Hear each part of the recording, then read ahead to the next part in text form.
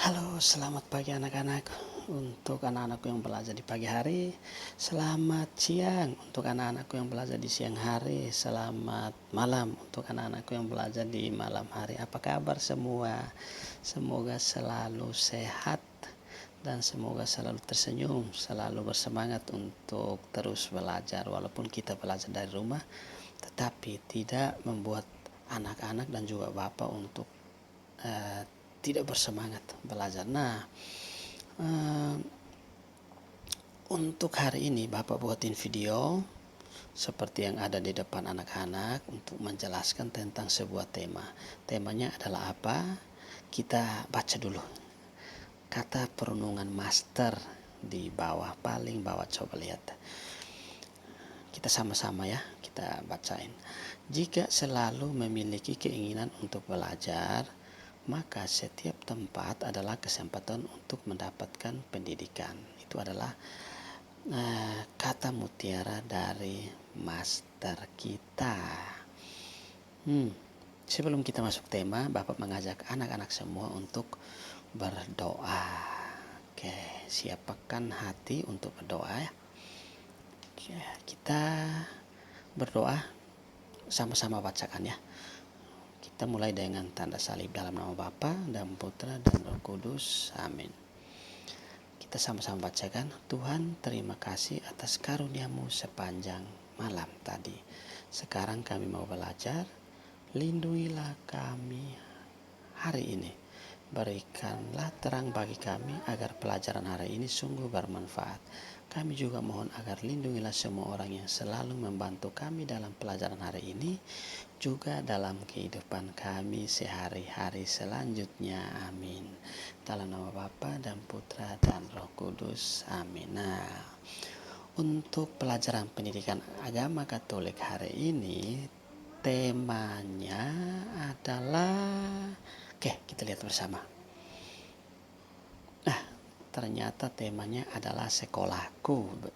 Jadi hari ini Bapak mengajak anak-anak untuk belajar tentang sekolahku. Anak-anak kan pasti tahu nama sekolahnya apa. Nah, kenapa kita harus belajar tentang sekolah? Udah dari TK sekarang masuk SD masa belajar tentang sekolah. Apa yang sebenarnya nanti kita belajar di sana. Nah, Bapak akan tunjukkan tujuan pembelajaran kita. Anak-anak mau dapatkan apa dalam pembelajaran hari ini? Oke, tujuan pembelajaran hari ini adalah di situ ya. Yang pertama, mengenal lingkungan sekolah. Lingkungan sekolah berarti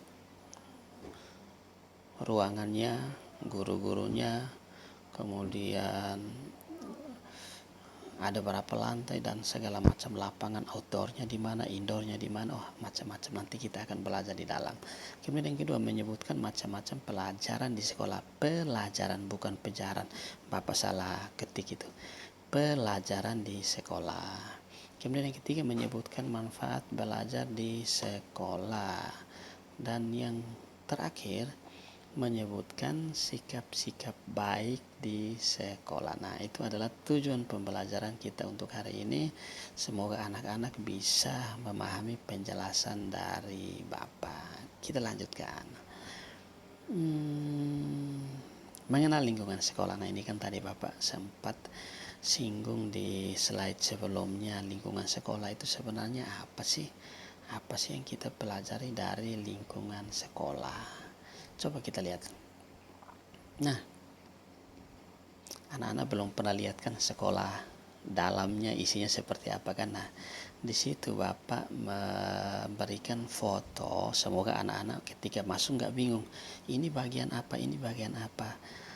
Anak-anak kalau masuk udah tahu, oh ternyata sebelumnya kami pelajaran agama dikasih tahu. Oke. Selasar tengah kita itu adanya di dalam. Jadi kalau anak-anak di luar pasti nggak lihat. Nah, ada tulisan sekolah cinta kasih sece. Itu selasar tengah adanya di dalam. Pas menghadap dengan gedung SD. Kemudian selain selasar tengah, apalagi? Bapak hanya memberikan bagian-bagian yang penting dari sekolah kita. Sekolah cinta kasih sece. Yang berikut apalagi? Nah, ternyata di dalam itu luas loh. Di dalam ada lapangannya tuh. lapangan basket. Biasanya kalau lagi istirahat banyak yang lari-lari di seputaran situ. Ada lapangan basketnya, lapangan futsalnya, kemudian ada pohonnya. Pokoknya di dalam itu luas, seru banget kalau mainnya di dalam lapangan outdoor kita. Kemudian yang berikut, aula kita, aula SD.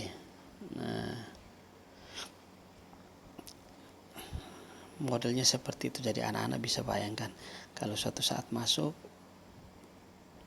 lihat ruangannya agak luas sedikit, oh ini aula. Kelasnya pasti ada kursi segala macam, tapi aula itu luas. Nah, tempat ini biasanya kita pakai untuk Natalan, Paskah, kemudian ada Maulid, Idul Fitri, kemudian ada kegiatan-kegiatan lain. Nah, biasanya di sini, di aula. Kemudian yang berikut, apalagi? Nah, ini ruang kelasmu. Nah, anak-anak kan belum pernah masuk ke ruang kelasnya seperti apa. Nah, itu ruang kelasmu seperti itu. Jadi jumlah kursi, meja sesuai dengan jumlah murid. Biasanya satu meja itu ada 2 kursi. Jadi mejanya nggak tinggi-tinggi amat.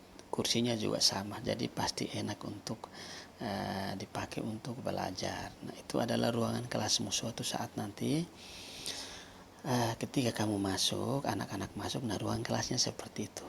Dan gurunya pasti selalu ada tuh di sampingnya. Yang warna merah. Kemudian ada juga yang di belakang, jadi ada 2 meja guru, satu untuk wali kelas, satu untuk guru yang mengajar. Oke, sekarang kita lanjut ruangan apa lagi?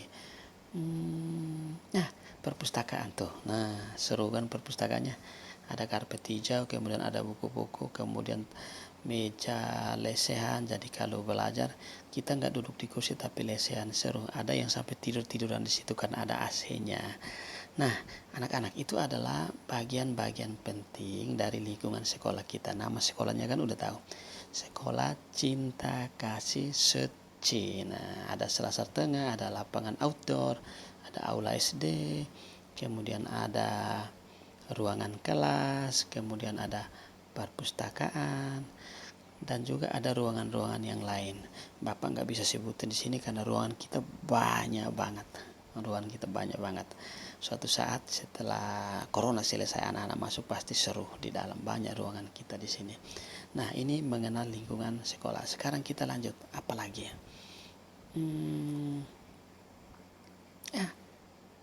Guru-guruku. Bapak kasih tahu ke anak-anak, guru-guru kita jumlahnya itu ada sekitar 40-an atau 50-an. Bapak sampai lupa, sampai nggak ingat. Kalau nama Bapak hafal, tapi jumlahnya itu loh. Karena saking banyaknya sampai Bapak lupa jumlahnya, antara 40 atau 50. Nah, untuk hari ini Bapak hanya infokan siapa kepala sekolah kita, belum pernah kan lihat wajahnya. Siapa wakil kepala sekolah kita, belum pernah kan lihat wajahnya. Kemudian juga tentunya wajah Pak Edu di dalam sebagai guru agama. Oke, Bapak kasih tunjuk ya wajahnya kepala sekolah kita. Kira-kira seperti apa ya? Nah, anak-anak, kepala sekolah kita tuh yang lagi nunduk, yang laki-laki ya, bukan yang perempuan, yang laki-laki. Nah, nama lengkapnya Timothy Athanasius Nalau STHM Min Dede tuh. Itu nama lengkapnya, Timothy Athanasius Nalau STHM Magister Min Dede. Biasanya dipanggil Pak Tim. Nah, itu orangnya yang lagi tunduk. Kemudian kita punya 3 wakil kepala sekolah. Ada 1 untuk akademik kurikulum, kemudian ada 2 orang untuk kesiswaan. Nah, di sini Bapak hanya tunjukkan yang akademiknya. Oke, kita lihat siapakah dia. Nah, itu dia. Pak, nama lengkapnya Pahru bin Hani MPD. Nah, biasanya sering dipanggil Pak Pahru. Nah, itu adalah kepala sekolah kita sama wakil kepala bidang akademik. Nah, sekarang yang terakhir udah pasti Pak Edo. Nah, itu wajahnya sama seperti yang sekarang lagi berbicara, tidak beda jauh. Nah, itu adalah guru-guru kita. Nah, sementara guru-guru kita yang lain Bapak nggak masukkan di sini karena tadi itu saking banyaknya, kemungkinan kalau Bapak masukin di sini pun pasti anak-anak lupa. Paling tahunya wali kelasnya itu aja. Oke, itu tentang guru-guru kita, hanya mewakili saja ya. Sekarang kita lanjut berikut. Nah, sekarang kita masuk ya. Kenapa kita harus belajar di sekolah? Kenapa bersekolah itu penting? Di rumah juga sekolah. Jadi kita seperti tadi kata Master, dimanapun tempat kita berada itu adalah tempat pendidikan. Hanya kita punya tempat khusus untuk bersekolah yang di situ ada tenaga pendidiknya, kemudian ada penilaian dari guru-guru, kemudian kita ketemu sama teman-teman segala macam. Nah, makanya di sini ditulis manfaat belajar di sekolah itu apa. Oke, kita lihat ya, pasti banyak. Nah, yang pertama, manfaat belajar di sekolah. Nah, Bapak kecilin fotonya dulu ya biar nggak mengganggu. Oke, menjadi anak pintar karena kita banyak belajar ilmu. Nah, ilmunya kan macam-macam. Pasti tahu kan mata pelajaran apa aja kan? Ada matematika, ada bahasa Mandarin, bahasa Inggris, ada bahasa Indonesia, kemudian ada IPS, ada PKN, kemudian ada seni gambar, ada seni musik, kemudian ada prakarya, kemudian ada agama kita di Suci banyak banget agamanya. Ada agama Islam, ada agama Kristen, Protestan, ada agama Katolik, ada agama Hindu, ada agama Buddha, ada agama Konghucu, tuh kan banyak banget. Nah, semua ada gurunya. Kemudian ada penjas dan pelajaran-pelajaran yang lain. Jadi mata pelajaran kita di SD pun lumayan banyak. Ada matematika seperti tadi Bapak bilang, ada bahasanya pun ada berapa? Mandarin, bahasa Inggris, bahasa Indonesia. Kemudian ilmu pengetahuan sosial, ada PKN-nya, ada seninya, ada seni gambarnya, ada musiknya. Kemudian ada agama Katolik, Islam, Kristen, Protestan, Hindu, Buddha, ada agama Konghucu. Kemudian ada penjas, orkes, dan pelajaran lain-lain. Banyak banget pelajarannya. Kemudian yang kedua, bisa bermain dengan teman-teman. Nah, kalau sekarang kan nggak bisa bermain sama teman-teman. Kemudian yang ketiga, guru mendidik kita menjadi anak berbudi pekerti. Di sekolah kita ketemu sama guru. Nah, belajar mandiri, tanggung jawab, mengembangkan bakat atau hobi. Setelah itu melatih mental supaya berani tampil atau percaya diri. Mental berani tampil atau percaya diri. Ada kan yang malu-malu, disuruh ini nggak mau, disuruh itu nggak mau. Di sekolah mau nggak mau harus berbuat seperti itu. Kemudian ada satu pelajaran yang paling penting di sekolah kita adalah pelajaran budaya humanis. Bentuknya seperti apa? Penasaran kan? Ntar selesai corona silahkan masuk, kemudian silahkan ikuti pelajaran budaya humanis itu kayak apa. Nah, pelajaran budaya humanis itu diajarkan oleh suku-suku kita. Suku-suku kita itu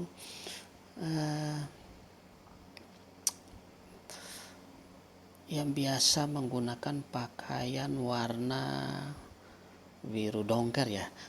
Gambarnya seperti ini nak. Nah, ini nih yang dekat sama Pak Timotius. Nah, itu adalah suku-suku kita. Itu nanti yang akan mendampingi anak-anak untuk belajar budaya humanis. Oke, sekarang kita lanjut. Setelah manfaat belajar, kita lanjut lagi sikap-sikap sebagai anak sekolah. Kalau kita sekolah kan pasti kita punya aturan, kita punya cara tersendiri, kita harus belajar seperti apa dan kita harus berbuat seperti apa. Kalau di rumah kan bebas, belajar sambil tiduran pun boleh, belajar sambil dikejar maminya pun boleh, macam-macam. Tetapi di sekolah mau nggak mau, kita dituntut untuk bersikap seperti anak sekolah. Kayak kita lihat apakah itu. Contoh, ini hanya 6, tetapi sebenarnya banyak banget. Bapak hanya kasih contoh 6. Datang ke sekolah tepat waktu. Salam, sapa, senyum, selalu tersenyum. Berpakaian rapi, yang perempuan rambut dikepang 2. Yang laki-laki rambutnya nggak boleh gondrong, rambutnya nggak boleh menutupi telinga, harus rapi. Kemudian yang berikut, berkata jujur santun. Kalau salah ya udah salah.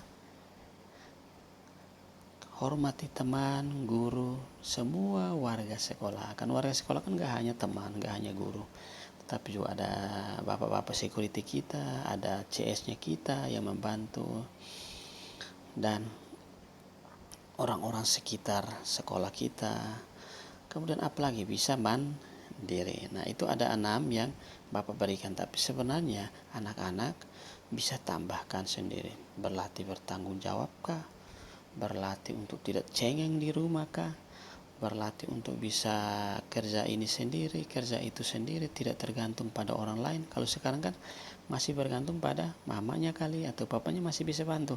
Kalau udah sekolah mau nggak mau harus sendiri. Nah itu adalah sikap-sikap sebagai anak sekolah. Nah kita lanjutkan. Ternyata udah mau selesai evaluasi atau penugasan. Nah sebelum penugasan, Bapak ringkaskan materi singkat yang Bapak jelaskan hari ini, yang itu tentang sekolah. Kalau di sekolah kita ada bagian-bagian atau ruang-ruang penting yang tadi Bapak jelaskan. Ada selasar, ada lapangan outdoor, ada lapangan indoor, kemudian ada aula, ada kelas-kelas. Nah itu adalah bagian atau lingkungan sekolah kita. Di sampingnya ada rusun, rumah sakit. Nah selain itu di sekolah kita pun ketemu sama guru-guru. Tadi Bapak kan udah jelaskan, Bapak kepala sekolah, ada Bapak wakil kepala sekolah, dan ada Bapak Ibu guru yang lain. Itu adalah guru-guru kita. Kemudian yang berikut tentang manfaat kenapa kita harus bersekolah.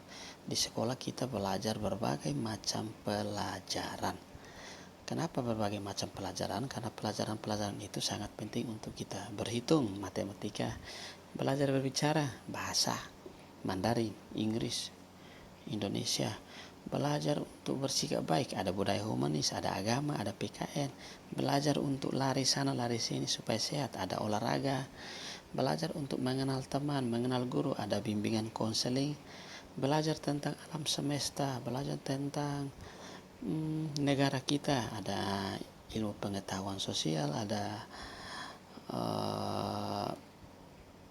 PKN juga, ada ilmu pengetahuan alamnya juga. Nah itu kan seru, banyak mata-mata pelajaran yang kita ajarkan di sekolah kita, sekolah Cinta Kasih Secin.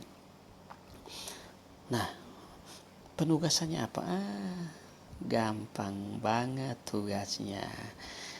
Tugasnya boleh anak-anak buat dalam bentuk video, boleh dalam tulisan, tulis tangan, atau boleh dalam bentuk apa ya? Kayaknya itu aja.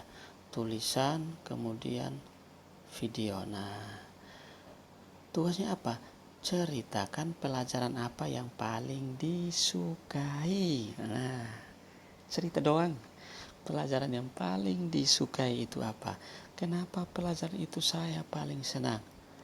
Emang kenapa sih sama pelajaran itu sampai anak-anak begitu senang dengan pelajaran itu? Diceritakan aja, nggak usah panjang, cukup 1 menit atau ditulis cukup beberapa kalimat.